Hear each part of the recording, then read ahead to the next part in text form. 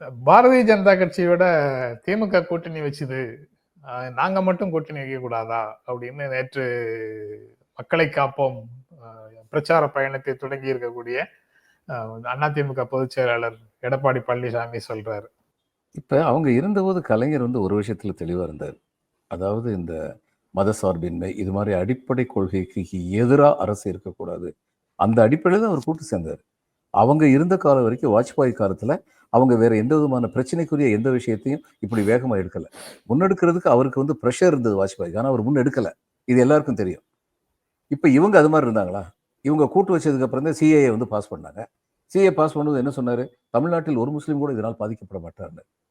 இப்போ CA pass பண்ணதுல Sri Lankan Tamils அத்தனை பேர் பாதிக்கப்பட்டாங்களே. நான் ஸ்ரீலங்கன் தமிழ்ஸ்னா 20 நூற்றாண்டா 50 நூற்றாண்டா இருந்தவங்களை பத்தி பேசல. இங்க இருந்து வேலை பார்க்கறதுக்குன்னு சொல்லி கூட்டு போறாங்கல்ல, அவங்க அத்தனை பேருக்கு இங்க நீங்க கொடுத்து, ஏன்னா தேர் ஹெராஸ்ட், ரிலிஜியஸ் ஹெராஸ்மெண்ட் இருந்தா இங்க அவங்களுக்கு கொடுக்கணும்னு சொல்லி இருந்தா ஏன் ஸ்ரீலங்கன் தமிழ்ஸ் அதில் சேர்க்கல? அதை பத்தி ஏன் இவங்க கவனம் எழுப்பல? சிஏ சமயத்தில் எது கண்ணை மூடிட்டு ஆதரிச்சாங்க? விவசாயிகள் சட்டத்தை ஏன் ஆதரிச்சாங்க? அப்ப கலைஞர் கூட்டு வச்சிருக்கு இவங்க கூட்டு வைக்கிறதுக்கு வித்தியாசம் இல்லையா? அதனால இதெல்லாம் சும்மா மழுப்பி பேசுற பேச்சு. அடுத்து இவங்க அவ்வளவு நல்ல கட்சி நினைச்சாங்கன்னா இவங்க ஏன் 2024 கூட்டு சேரல? அவ்வளவு நல்ல கட்சி அவங்க ஏன் கூட்டு சேரல? நாடாளுமன்ற தேர்தல்ல நாடாளுமன்ற தேர்தல்ல, சட்டமன்ற தேர்தல்ல எதுலையுமே கூட்டு சேர மாட்டோம்னு சொன்னது அவர் தான். அவங்க தான். அவங்க சொல்லலைன்னா நாங்க இந்துத்துவத்தை ஆதரிக்கிறோம், அவர்களுடைய பெரும்பான்மை மதவாத கோட்பாட்டை ஆதரிக்கிறோம், அவர்களோடு நாங்கள் கூட்டணி வைத்துக் கொள்வதில் என்ன தப்பு அப்படின்னு சொன்னாங்கன்னா யாரும் எந்த வார்த்தையும் பேச போறது இல்லை.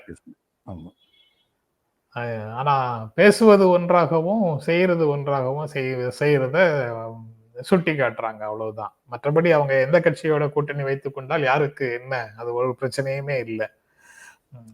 வள்ளலார் முதல்ல முருகனை கும்பிட்டார், அடுத்து நடராஜனை கும்பிட்டு, நடராஜனை கும்பிட்டார், கடைசியில் ஒளியே தெய்வம்னு சொல்லி சொன்னார்.